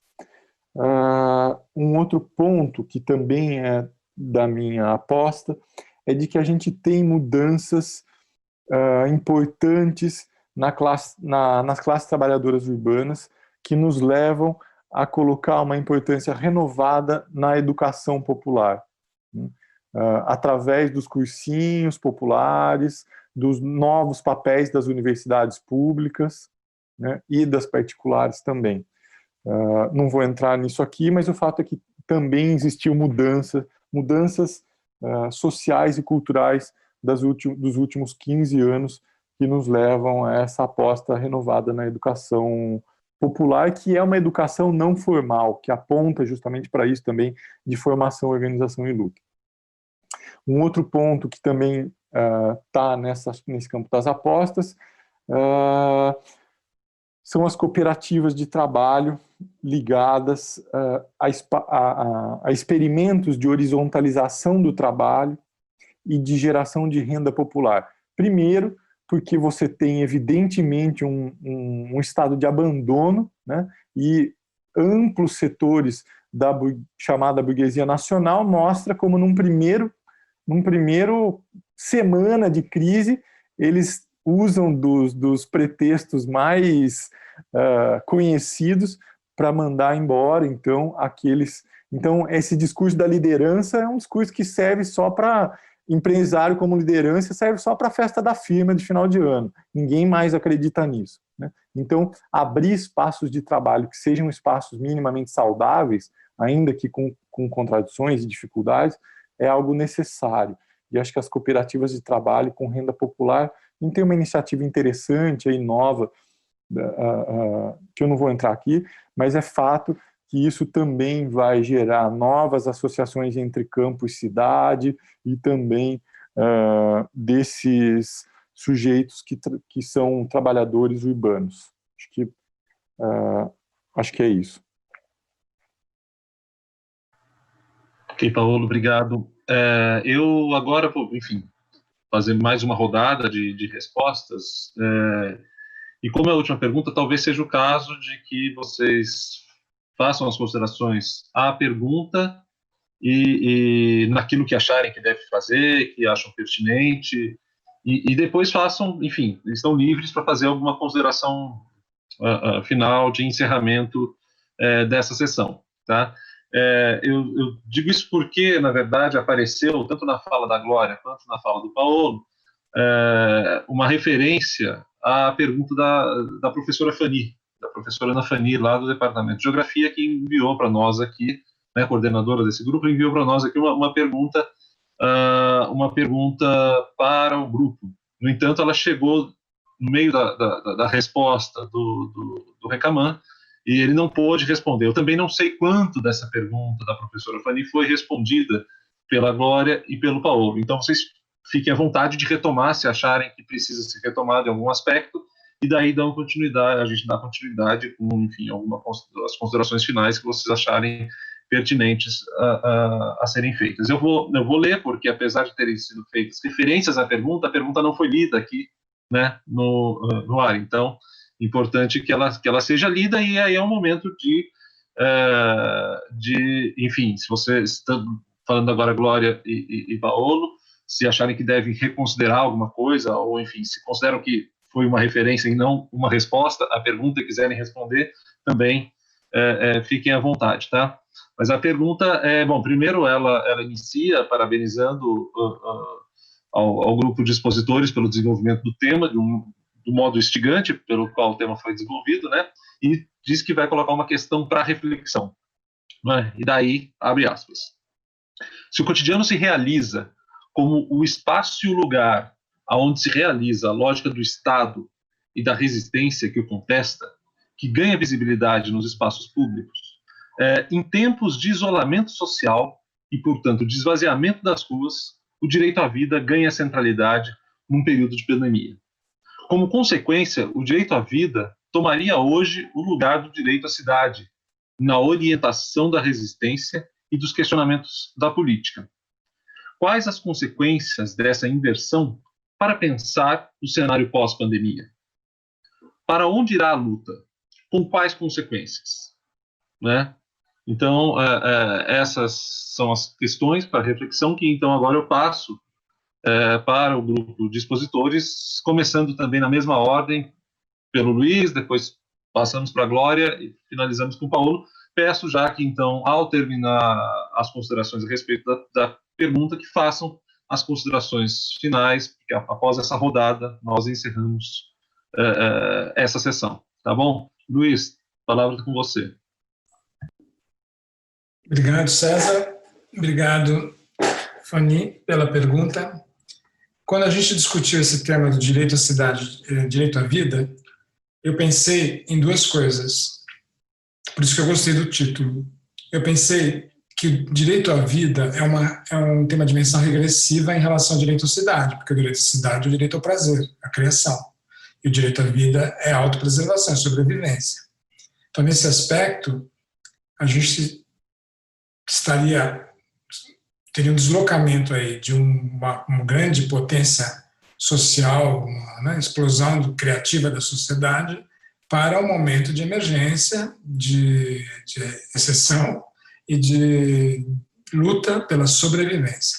Mas, ao mesmo tempo, eu achei que o direito à vida também ampliava. Então, temos o direito à cidade no meio. Né? Então, o direito à vida, por um lado, ele tem esse caráter de restritivo, né, das potências, e, por outro lado, eu achei que ele era um qualificador do direito à vida, né, no sentido de que o direito à cidade é o direito à vida plena, né, a vida plena, histórica e socialmente colocada.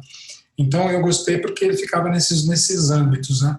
Agora, se a gente vai usar o direito à vida para essa ampliação das potências, ou se a gente vai usar o direito à vida para sobrevivência, né, eu acho que é isso que está sendo colocado aqui nessa encruzilhada histórica que a gente está. Se nós simplesmente conseguirmos manter a exigência pela sobrevivência e disso não fazer uma transformação mais, vamos dizer, utópica, mais potente, eu acho que a gente vai ter um cenário distópico, bem grave, bem grave. E eu só queria finalizar reforçando um dos aspectos da minha fala, que eu acho que é a coisa que, para mim, tem sido a mais interessante de pensar. Né? A gente tem, nesse momento, como fato, uma confluência astrológica rara. Né? Então, está tudo retrógrado, mas tem alguma confluência positiva, que eu acho que tem formas instintivas, individuais e comunitárias, para não falar sociais, que usam esquemas de esclarecimento, no bom sentido. E estratégias críticas, superestruturais, papel do Estado, organização política, etc., que também apontam, dentro de todas as contradições possíveis, para esquemas esclarecidos. Essa confluência é a potência. Se ela se realiza ou não, está colocada, né? Uma questão que está colocada, mas eu acho que é uma confluência interessante para a gente pensar o futuro próximo. E dito isso, eu queria agradecer a participação de todos, aos que mandaram perguntas, aos colegas. Eu sempre aprendendo muito com os meus colegas de grupo, né? E trazendo questões muito interessantes para pensar. Acho que foi muito legal eu poder participar disso. Agradeço. Obrigado, Luiz. Então, dando sequência, vou passar a palavra à Glória, lembrando, Glória, que, enfim, você faça as considerações sobre a pergunta que achar pertinente, você, enfim, e depois também encerre com as considerações finais, tá bom? Glória, por favor. Boa tarde. Eu vou pegar um pedaço da pergunta da Fanny, né, que é: o direito da vida tomaria hoje o direito à cidade? Eu sempre pensei a vida e a cidade a partir de Lefebvre enquanto potência. Potência de ser o possível, né, aquilo. Então, quando se começa a resistência simplesmente para tentar viver, esse é um momento. Mas as pessoas não querem só viver, ficar vivas. As pessoas querem vida. E vida significa muito mais do que só estar vivo. É que hoje estar vivo é uma condição sine qua non para você poder lutar pelas outras coisas. Então, quando eu coloco que o direito à cidade é também o direito à vida, ou o direito à vida é o direito à cidade, é no sentido de que, enquanto potência, estar vivo é necessário para lutar por outras coisas. Quando as pessoas hoje lutam para poder ficar vivo, elas também estão lutando para também ter uma melhor condição de trabalho, uma melhor condição de acesso à mobilidade, uma melhor condição de acesso aos serviços e equipamentos públicos. Nesse momento de pandemia, os seus filhos terem internet para poderem acessar as aulas que são semipresenciais, remotas, online, sei lá que nome que o pessoal, cada um dá um nome diferente a isso, é lutar por tudo isso. Mas, para isso, eu tenho que estar vivo. Quando saiu que o São Paulo era laranja, eu acho que no primeiro momento, agora parece que virou amarelo, né, naquele né? Um colega perguntou assim, como é que São Paulo pode ser laranja se tem tantas mortes? Aí eu, como geógrafo, falei assim, não, é o seguinte, é que São Paulo concentra os equipamentos de saúde, concentra o número de leitos de UTI. Então, quando eu faço as contas, aparentemente nós estamos bem na fita, mas é porque ele concentra. Entretanto, a região metropolitana tem déficit disso. Então, quando a gente está falando de direito à cidade ou direito à vida, é no sentido de ter acesso não só a estar vivo, mas a todos os benefícios das riquezas que são produzidas nesse cotidiano e que são diferenciadas, e que são desiguais. É esse o sentido. Então, acho que eu queria terminar a fala um pouco nesse sentido de, talvez eu seja muito positiva, mas eu luto por isso, eu quero vida plena para todos, mas de todo mundo ter acesso ao que é de melhor, e não ter migalhas, como a gente está acostumado a ver. É um pouco esse o sentido. Obrigada. Ok, Glória, obrigado. Paulo, suas considerações sobre a pergunta, as considerações finais. Obrigado, César. Na verdade, eu agradeço também que eu tentei, na fala anterior, responder já um pouco a Fanny. É uma questão, óbvio, grande, né? A minha fala já vem com bastante dessa inquietação sobre o sentido das lutas e tal. A minha fala toda é motivada nisso também. E eu só queria complementar a minha resposta, que eu acho que eu não vejo também a separação entre direito à cidade e direito à vida, porque, claro, né, o direito à cidade ele prevê, como o Reclamão acabou de falar, uma vida plena, né? O direito à cidade é o direito que prevê a aposta, então, numa sociedade de abundância coletiva, de democracia efetiva e de uma vida inventiva. Né? E o que eu diria, chamando para nós a responsabilidade, é de que a gente é preciso construir essas relações entre direito à cidade e direito à vida, porque o que a gente tem é um empobrecimento dos debates capazes de fazer essas associações. E para dizer em termos concretos, os economistas não sabem pensar espacialmente. Eles não sabem pensar o poder local e essas relações entre a produção e o espaço. É muito pobre isso do ponto de vista dos debates públicos. A mesma coisa com os operadores do direito e outras figuras chaves em postos de decisão.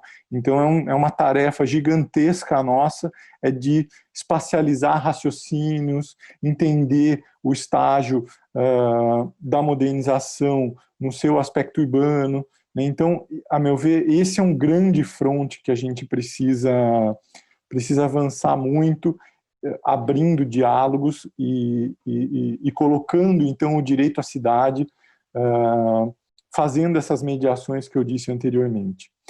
E para terminar, então, eu queria, claro, eu concordo com isso, dessa diferença, né, entre sobreviver e de fato viver, mas quem me conhece sabe que eu também sou um fã aí declarado do funk, da cultura do funk, para vocês assistirem a convocação dos entregadores de aplicativos, que é uma reapropriação desses funks ótimos, assim, e ali fica claro que esses sujeitos que são os mais precarizados, os mais fodidos que tem, para falar um português claro, eles estão ao mesmo tempo defendendo a sua sobrevivência e reafirmando com irreverência, com insubmissão, essa vida inventiva na medida do possível, né? Ali naquele seu lugar.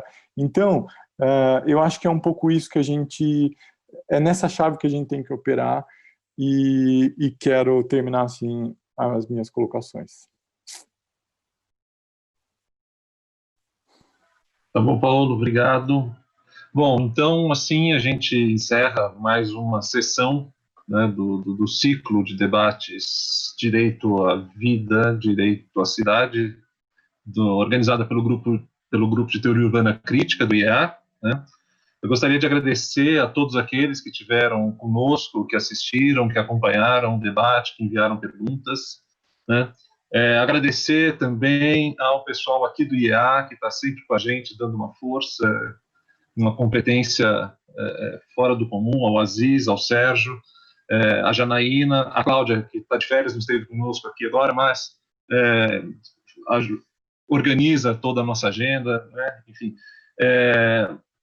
E, claro, também aos colegas que trouxeram essas reflexões, eu acho que de uma forma comprometida, de forma séria, enfim, na expectativa de fazer avançar o debate, um debate que tem tantos elementos novos. Eu acho que isso tem sido uma coisa que o Grupo de Teoria Urbana Crítica do IEA tem perseguido, quer dizer, avançar no debate diante da emergência de tantos elementos novos, quer dizer, é um desafio, e eu acho que tem sido um desafio levado muito a sério por todos aqueles que fazem parte do grupo. Por isso, também aproveito para manifestar o meu prazer de ter participado aqui como mediador desse debate, de ter estado aqui com os colegas, com o Luiz, com a Glória, com o Paolo, e, bom, e aguardo, enfim, todos vocês, aqueles que assistiram, que mandaram perguntas, que apresentaram, no nosso próximo debate do ciclo de debates Direito à Vida, Direito à Cidade, tá bom? Do Grupo de Estudos de Teoria Urbana Crítica. Foi um prazer, um grande abraço a todos, até logo.